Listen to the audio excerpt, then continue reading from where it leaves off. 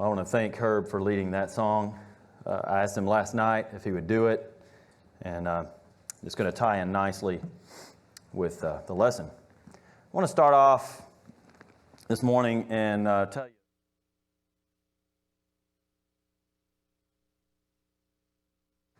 is the Vietnam War and an attack that was made on a small village. And whatever the planned target was, the mortar rounds landed in an orphanage and killed the people who ran the orphanage as well as some of the children. And several others were injured. This village called for help to a neighboring village that was in radio communication with the American forces. And so there soon arrived on the scene a jeep with a Navy doctor and nurse, and all they had was their medical kits. They quickly assessed the situation and determined that among the injured, the one who was the most critically injured was a girl who looked to be about 8 years old. She had lost critical amounts of blood, and if she did not get a blood transfusion very quickly, she would die of shock and of loss of blood. They did not speak fluent Vietnamese. The doctor spoke some pidgin Vietnamese, and the nurse spoke a smattering of high school French. And with that combination, together with some impromptu sign language, they were able to communicate to the children and to tell them that this little girl is going to die if she does not get a blood transfusion. Now, I forgot to mention this, the blood had to be the right blood type. Neither of the Americans had the right blood type, but some of the children did. And so they told the kids, we would really love if someone would volunteer to give blood to save this little girl's life. Would anybody like to do that? And there was a long pause. Then one little boy cautiously, waveringly raised his hand and put it back down and then put it back up again. And she said, oh, thank you. What is your name? He said, Hing. Hing was quickly laid on a pallet and his arm swabbed with alcohol and a needle inserted into his vein to draw blood. He just lay there stiff and silent. And after a few moments, he let out a sob. And his free hand he brought up to his face to try to cover his face. And the doctor said, Hing, are you hurt? He said, no. A few moments later, another sob. The doctor again said, Are you hurt? He said, no. So the doctor and the nurse were concerned. After a few minutes, this occasional sobbing turned into a steady, silent crying, just tears streaming down his face. He put his hand in his mouth to try to stifle his tears, but nothing would stop that. And now they were very concerned. Around that time, a Vietnamese nurse showed up on the scene, who went to the boy and spoke to him in a soothing tone, but rapidly. And soon he stopped crying. And he looked at her questioningly, and she nodded her head and turned and said to the Navy doctor and nurse, he thought he was dying. He misunderstood you. He thought that you had asked him to give all his blood so the little girl could live. And the Navy nurse said, why would he be willing to do that? The Vietnamese nurse repeated the question to the boy, who answered simply, she's my friend. And the article that was written in the August 1987 edition of Reader's Digest ends by quoting John 15:13. No greater love has any man than this, than that one laid down his life for a friend. It's a powerful story.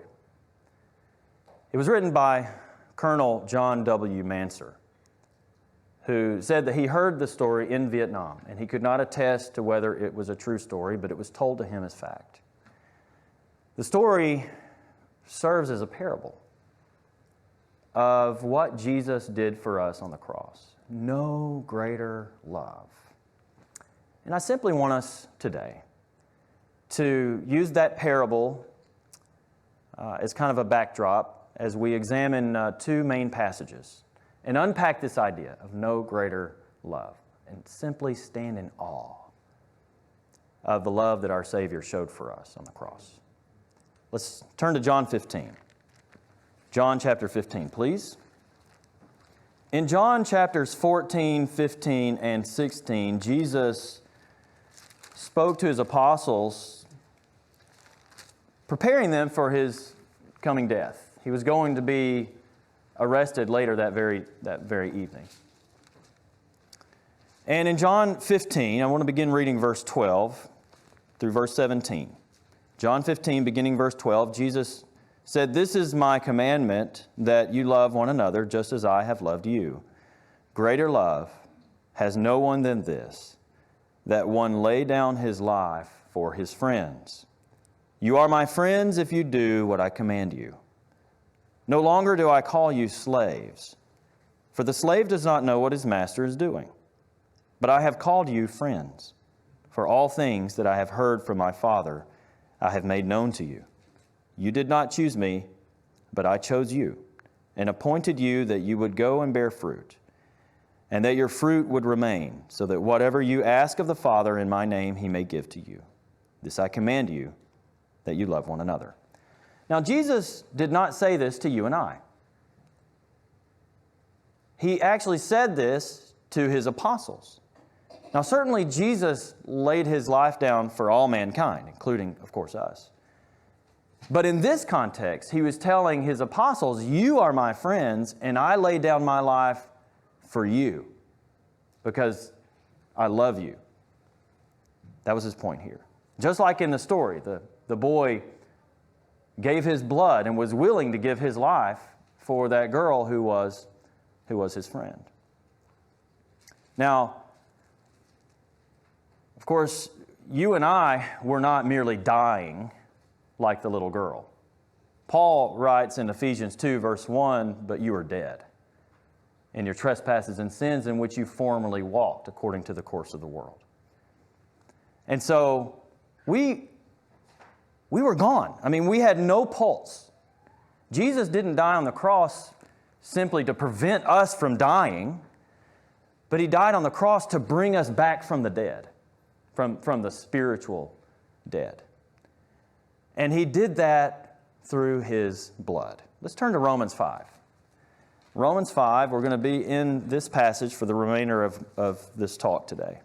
Romans 5, the high school class and the adult class will be starting a study on the book of Romans today. In Romans 5, look at verse 9.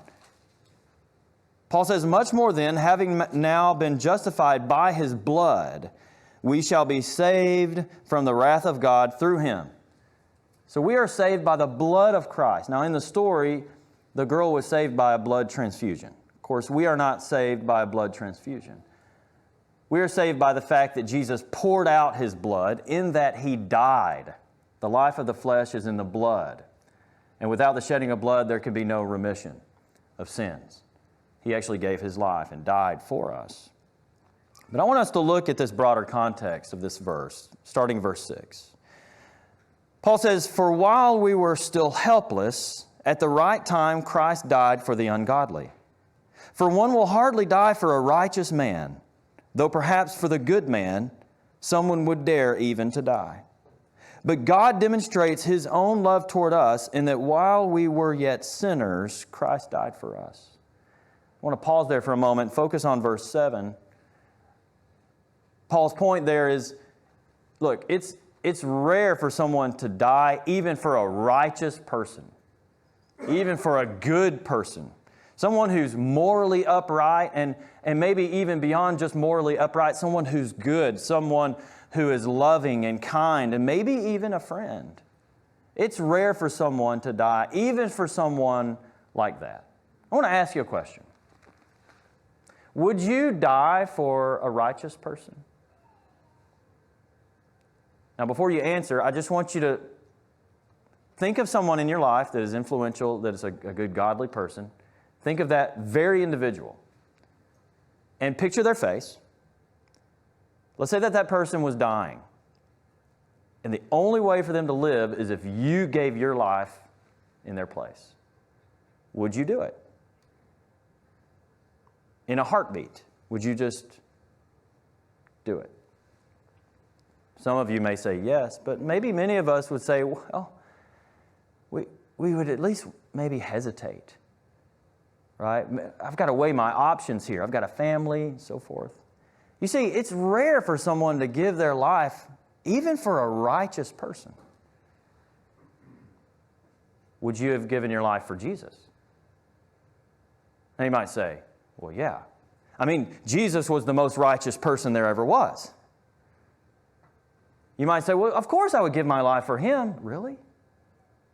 Because even the apostles weren't willing to do that, at least at one point. Now that very evening, they told him, well, we will never forsake you. And Peter was very adamant. I will die with you. I would die with you before I would forsake you. But yet when he was arrested, what did they do? They all fled. They betrayed him. And Peter denied 3 times the Lord and denied that he even knew him. These were his friends.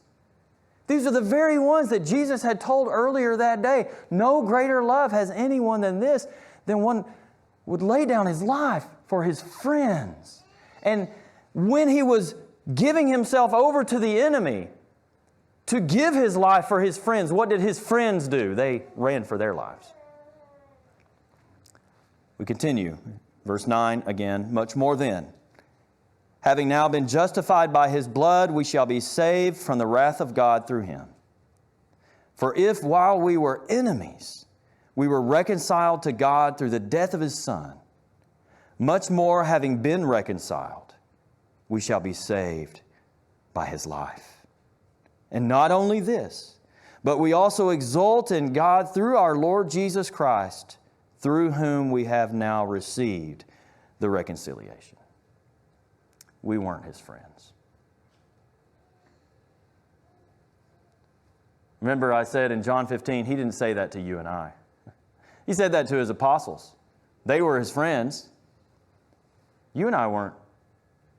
We weren't his friends. We're described in this passage, in verse 6, we were ungodly,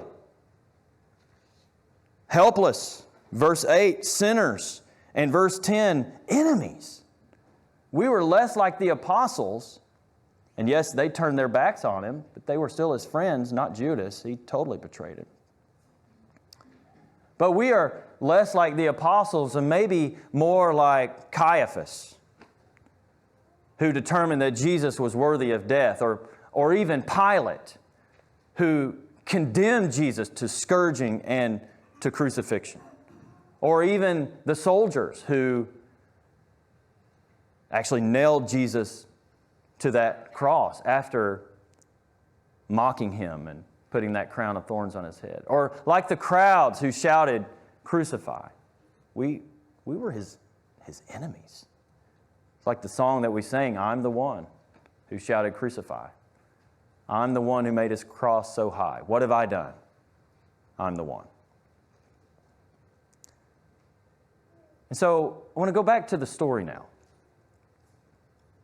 And I want to reimagine it. Let's say that that little girl was not the boy's friend, but his worst enemy. And let's say that for years she had done nothing but bully this little boy and make fun of him and mock him and physically abuse him. And that he still was willing to give his blood so that she may live. And that when the Vietnamese nurse asked, why would you be willing to die for her? That instead of his saying, she's my friend, that he said, she's my enemy. But I love her anyway. That would actually be more true to what Jesus actually did on the cross for you and for me. greater love has no one than this, that one lay down his life for his friends, or even his enemies.